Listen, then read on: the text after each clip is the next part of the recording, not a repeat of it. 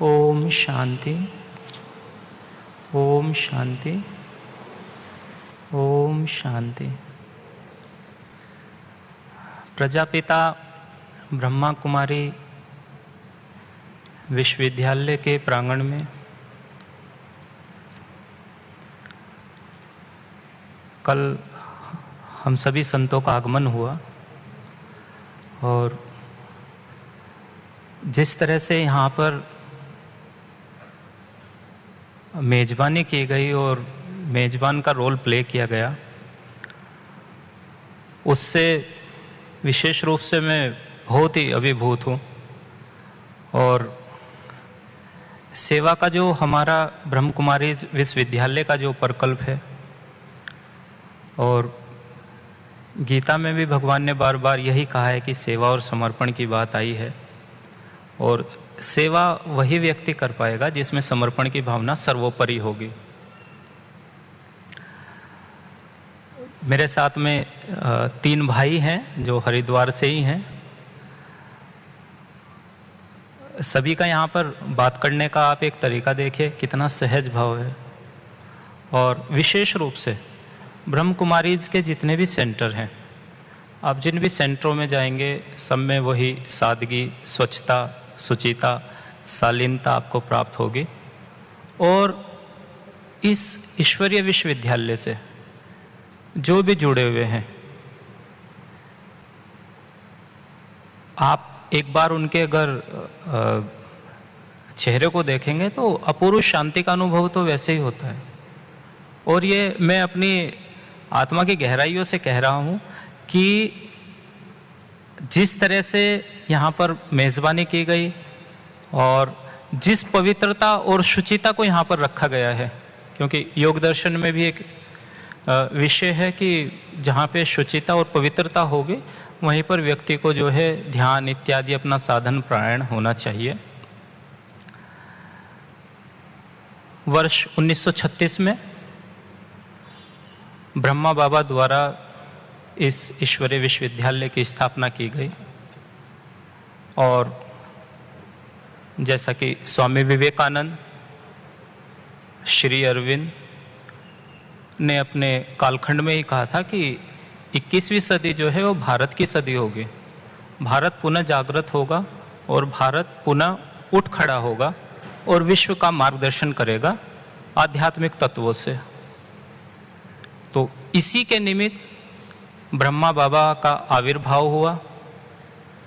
और मुझे तो पूर्ण विश्वास है, अभी हम 21वीं सदी में प्रवेश कर चुके हैं, कि ब्रह्म कुमारी विश्वविद्यालय से के द्वारा भारत को विश्व गुरु बनाने का जो नेतृत्व होगा वो ब्रह्म कुमारी विश्वविद्यालय का होगा।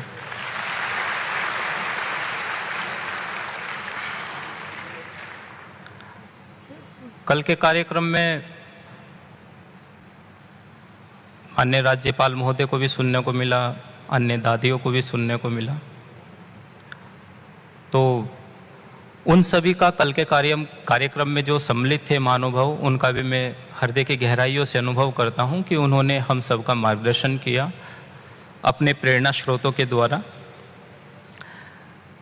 ब्रह्म कुमारी विश्वविद्यालय के 137 देशों में लगभग, जैसा कि मुझे बताया गया है, कि 10,000 से ज़्यादा केंद्र संचालित हैं। तो मुझे तो पूर्ण विश्वास है कि उन 10,000 केंद्रों से कितने लोग आध्यात्मिक लाभ उठाते होंगे और अपना सर्वांगीण विकास करते होंगे और आत्मिक पथ पर चलते होंगे। तो इसके लिए भी विशेष रूप से ब्रह्मा दादा को, जो अभी दीदी यहाँ की संचालिका हैं, जो यहाँ का मैनेजमेंट देखते हैं, और सभी ब्रह्म कुमारी ब्रह्म कुमार को मैं हृदय से पुनः पुनः धन्यवाद करता हूँ।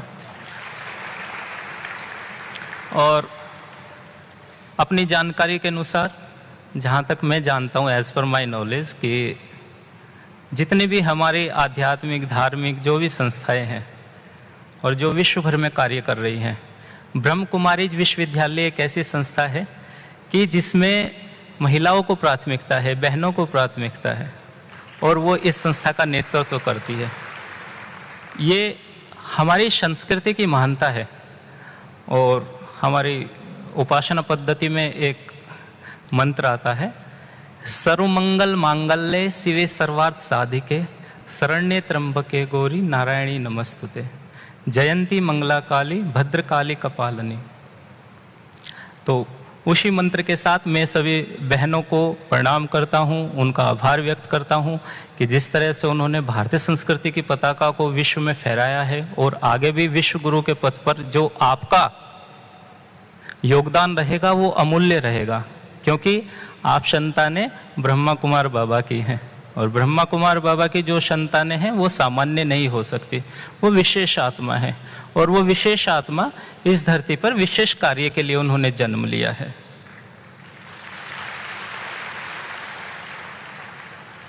ज्ञान, योग, धारणा और सेवा जो हमारा विशेष प्रकल्प है। अब देखिए, वो तो आप में सब कुछ घटित होता है। विषय गीता पे बोलने का है कि आज के आधुनिक युग में गीता को कैसे सम्मिलित किया जाए, कैसे अपने जीवन में उसका समावेश किया जाए। लेकिन यहाँ पर तो जितने भी बहनों भाइयों से मिलते हैं, जो उनके आचार विचार हैं, वो सब गीता से ही घटित होते हैं। मुझे लगता है कि इस प्रांगण में आकर के, और गीता तो यहाँ पर घटित हो रही है, जहाँ भी बीच बीच में स्लोगन लिखे हुए हैं गैलरीज में या कक्ष में इत्यादि में, वो सब गीता से ही ओतप्रोत है। वो कहीं ना कहीं हमें गीता की ओर ही इंगित करते हैं। तो जिसने भी यहाँ पर ये व्यवस्था बनाई है, बाबा के बाद जो दीदियों ने जो संचालन किया है, विशेष रूप से ये साधारण व्यक्तियों का तो कार्य हो ही नहीं सकता। ईश्वर की और बाबा की जिन पर विशेष कृपा है वही ये कार्य कर सकते हैं।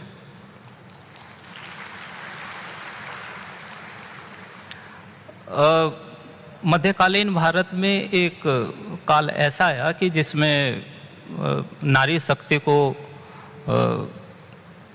पूजा पद्धति या अन्य कार्यों से थोड़ा वंचित रखा गया।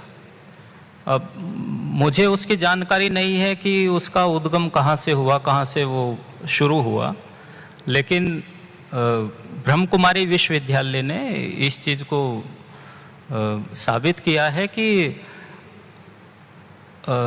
नारी के बिना कोई भी कार्य संभव नहीं है। क्या माता और बहन के बिना मनुष्य जीवन की परिकल्पना की जा सकती है? हमारी सबसे पहली गुरु तो माता ही है, सभी शास्त्रों ने इसकी घोषणा की है। और वैदिक काल में जाएंगे तो गार्गी और मैत्रेयी उपनिषदों से उनके बारे में काफ़ी लिखा गया है। तो गार्गी और मैत्रेयी के बिना क्या उपनिषद की परिकल्पना की जा सकती है? नहीं की जा सकती। तो विशेष रूप से इस संस्था में आने से काफ़ी आनंदित हूँ, अभिभूत हूँ और आप सभी को धन्यवाद बार बार करना चाहूँगा, पुनः पुनः प्रणाम करना चाहूँगा कि मातृशक्ति को जो नेतृत्व दिया है, जो उनकी क्षमताओं को विश्व देख रहा है, विश्व के 137 देश देख रहे हैं और भारत की जो प्रथम नागरिक हैं वो भी इस संस्था से जुड़ी हुई हैं। उनके जीवन के बारे में तो आप सब जानते ही हैं कि उनका जीवन कैसा रहा, कितने अवसाद में वो चले गए। और नियति ऐसी थी कि सामान्य व्यक्ति तो उन चीज़ों को सामना कर भी नहीं पाएगा, लेकिन ब्रह्म कुमारी विश्वविद्यालय से जुड़ने से अब उनके जीवन में जिस तरह से मैंने उनका एक लेख पढ़ा था एक मैगजीन में, और विशेष रूप से जो भी उस लेख को पढ़ेगा तो स्वाभाविक रूप से जिसने इस विश्वविद्यालय के बारे में ना सुना हो वो सुन करके यहाँ पर जरूर आएगा।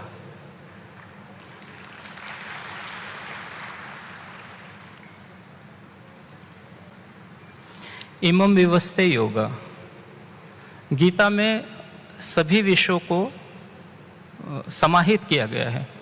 आप किसी भी विषय को ले लीजिए, आपका वो खान पीन का हो, रहन सहन का हो, युक्ताहार विहार से युक्त चेष्ट से कर्मसु युक्त स्वप्न बोध से योगो भवति दुख। हे अर्जुन, दुखों का नाश करने वाला योग तो यथा योग्य आहार विहार करने वाले का ही है, सिद्ध होगा। यथा योग्य जागने और सोने वाले का होगा। बिल्कुल जाग करके भी ये योग जो है नहीं प्राप्त किया जा सकता और बिल्कुल सो करके भी नहीं किया जा सकता। जिसका जीवन अनियमित है, असंतुलित है, वो भी उसको प्राप्त नहीं कर सकता। तो मध्यम मार्ग जो हमारे यहाँ से चलाया गया है, राजयोग का मार्ग, उसको समाहित करके उसको आत्मसात करके ही प्राप्त किया जा सकता है। कई बार प्रश्न आता है कि पुनर्जन्म से संबंधित कई मतांतर उनको मानते हैं, कुछ नहीं मानते। तो इम विवस्ते योगम, भगवान ने कहा है अर्जुन को कि हे अर्जुन, तेरे और मेरे तो जन्म बहुत हैं, लेकिन तू नहीं जानता उसको। ये सबसे पहले योग मैंने सूर्य को कहा और सूर्य ने अपने पुत्र व्यवस्थ मनु को कहा, मनु ने अपने पुत्र इक्ष्वाकु को कहा, और फिर यह परंपरा से राजऋषियों को प्राप्त हुआ। तो इससे ये प्रमाण मिलता है कि हमारे भी बहुत सारे जन्म हैं। तो पुनर्जन्म का जो सिद्धांत है वो यहाँ पर गीता के माध्यम से सिद्ध होता है। आज के समय में विशेषकर जो मुगल कालीन समय रहा है, वहाँ से हमारे समाज में एक बहुत ही निकृष्ट जो एक परंपरा चली, और उसको अभी भी कुछ लोग उसका अभी भी अवलोकन करते हैं, लेकिन जो योग से जुड़े हुए हैं, आध्यात्म के पथिक हैं, वो उस चीज़ का खंडन करते हैं। जैसे चातुर्वर्ण्य मया सृष्ट गुण कर्म विभागवश, भगवान ने चातुर्वर्ण की व्यवस्था की है। किसी भी ग्रंथ में जाति को महत्व नहीं दिया गया है, ना जाति का वर्णन किया गया है। कर्म के अनुसार जो है, कर्म के अनुसार चातुर्वर्ण की व्यवस्था रखी गई है, वो भी कर्म के अनुसार है। तो इससे खंडन किया जा सकता है कि जाति व्यवस्था हमारी संस्कृति की नहीं है, ये तो बीच में मुगल कालीन में किसी तरह से हमारे पे ये व्यवस्था थोपी गई।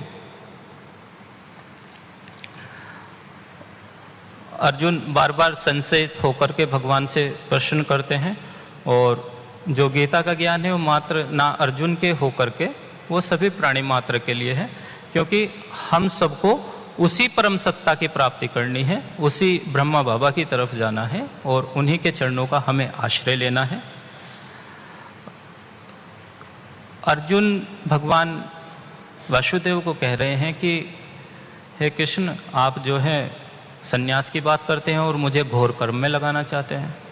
तो तब भगवान यहाँ पर सन्यास की और कर्म की व्याख्या करते हैं कि कर्म फल का त्याग करके, जो कर्म फल का त्यागी है, जो फल में आसक्त नहीं है, वही सन्यासी है। अर्थात जिस तरह से ब्रह्म कुमारी विश्वविद्यालय में सभी बहनें, सभी भाई निष्काम भाव से सेवा कर रहे हैं, वो भी सन्यासी हैं। वस्त्रों को पहनने से या किसी परंपरा से जुड़ने से सन्यासी नहीं कहा जा सकता, उसके कर्मों का अवलोकन करना होगा।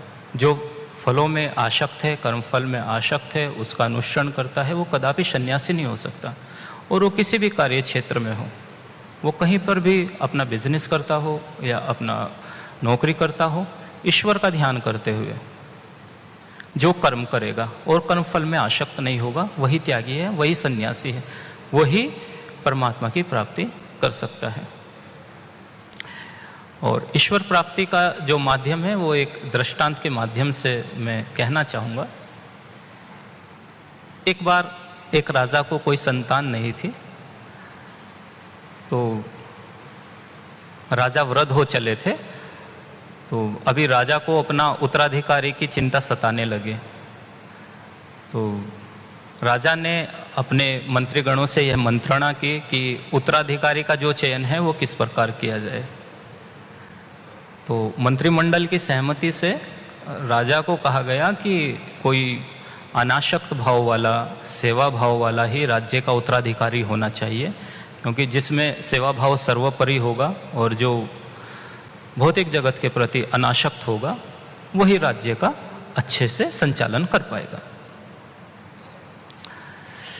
तो नियमित कार्यक्रम के तहत कार्यक्रम की जो है योजना और रूपरेखा तैयार की गई। उसमें राज्य में उद्घोषणा की गई कि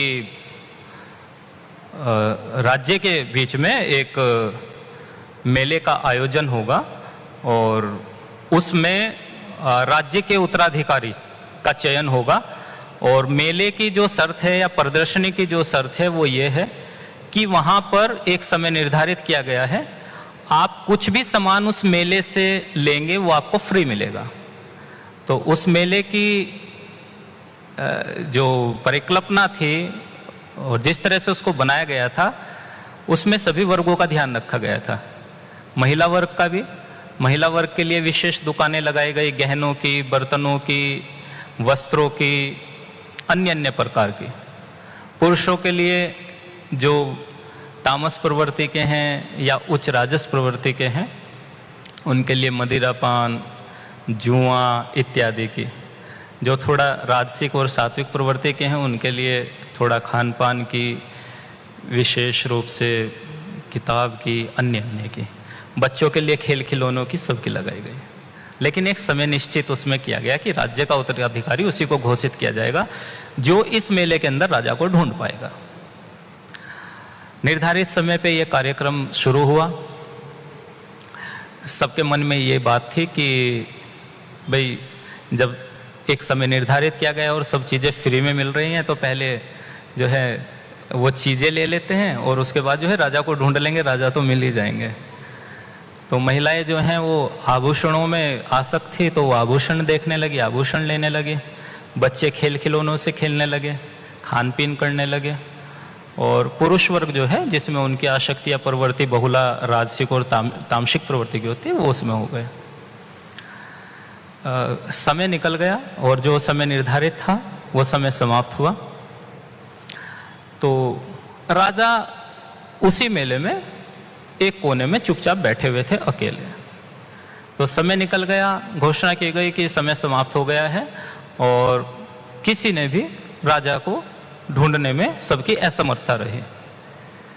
तो कहने का तात्पर्य इस कहानी का ये था, जो इसका मर्म था, कि ईश्वर ने अपने इस जगत की रचना की और नाना प्रकार का जो भौतिक जगत में हमारे लिए जो संसाधन है और जो सुविधाएं हम देख रहे हैं, हम जीवन भर उन्हीं में फंसे रह गए। और ईश्वर जो है हमारी प्रतीक्षा कर रहा है कि कब मेरा पुत्र मेरे पास आएगा, लेकिन हम क्या है कि भोग विलास में और अपने इत्यादि इत्यादि कार्यक्रमों में पूरा जीवन ऐसे निकाल देते हैं। तो भौतिक संसाधनों की उपेक्षा कर करके और ईश्वरीय साधन की अपेक्षा करके और उस मार्ग का अनुसरण करते हुए हम चलेंगे तो निश्चित रूप से और बाबा के बताए हुए मार्ग के हम उच्चतम शिखर को प्राप्त होंगे। क्योंकि अभी दादी जी भी यहाँ से जो बातें कह रही थी वो भी सब गीता के ही निमित्त थी। और यहाँ से तो मंच से या कहीं से भी जितने भी ब्रह्म कुमार हैं, जितनी भी ब्रह्म कुमारी बहनें हैं, जिनको भी सुना जाए तो सुनने से अच्छा लगता है, क्योंकि उनमें वो घटित होता है। कई बार विषय आता है कि स्वामी जी हमें ध्यान करना सिखाइए, कैसे ध्यान किया जाए। तो मैं तो उनको एक ही चीज़ बोलता हूँ कि ध्यान किया नहीं जाता, ध्यान तो घटित होता है।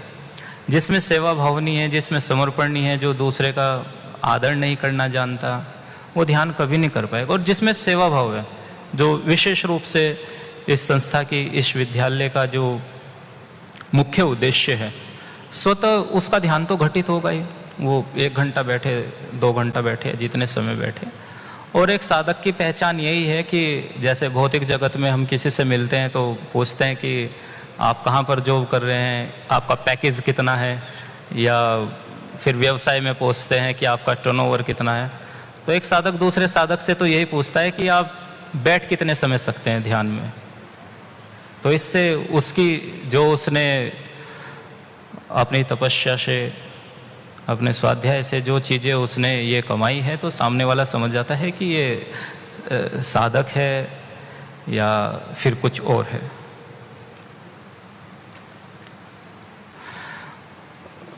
प्राय ध्यान को करने में अलग अलग प्रकार का जो है हमें विकल्प दिए गए हैं। तो गीता में भी ये कहा गया है कि जिसका मन अपने वश में है और वही ध्यान करने में का अधिकारी है।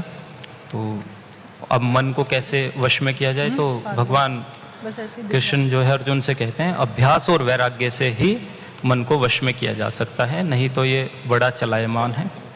समय की तो आज के कार्यक्रम को देखते हुए और यहाँ की भव्यता और दिव्यता को देखते हुए और जो यहाँ का एक विषय रखा गया है और आज की यूथ को जिसकी विशेष रूप से आवश्यकता है, उसको मद्देनज़र रखते हुए, और समय भी हो गया है, तो ब्रह्म कुमारी इस परिवार का मैं अपने हृदय की गहराइयों से बार बार उनका हार्दिक अभिनंदन और स्वागत करता हूं कि उन्होंने इतनी अच्छी व्यवस्था, और डायमंड हॉल में तो मुझे बताया गया है कि 25,000 लोग के आसपास बैठ सकते हैं, इतनी उत्तम व्यवस्था। एक भाई मुझे कह रहे थे जब हरिद्वार से आ रहे थे कि कुछ वर्ष पहले कुछ प्रशासनिक अधिकारी यहाँ पर आए और उन्होंने मुझे बताया कि संस्था में आकर के, जो आपकी इतनी बड़ी संस्था है, इतने देशों में आप किसी सेवक को तो यहाँ पे रखते नहीं हैं, सब सेवा जो है अपने आप ही कर रहे हैं, भोजन भी अपने आप बना रहे हैं, बर्तन भी अपने आप साफ कर रहे हैं, सब व्यवस्था है अपने आप में। तो कुछ लोगों को यहाँ पर जो है फिर रखा गया। तो देखिए इतनी बड़ी व्यवस्था में किसी भी सेवक को ना रखा गया बाहर से जो वेतनमान थे, तो आप सबके अंदर कितना सेवा भाव होगा, कितनी बड़ी शिक्षा होगी ब्रह्म कुमार जी की, बाबा जी की कितनी बड़ी सेवा होगी। तो अभिभूत हूँ, अभिनंदन करता हूँ, आपको बार बार प्रणाम करता हूँ, सभी को बहुत बहुत धन्यवाद, प्रणाम। ओम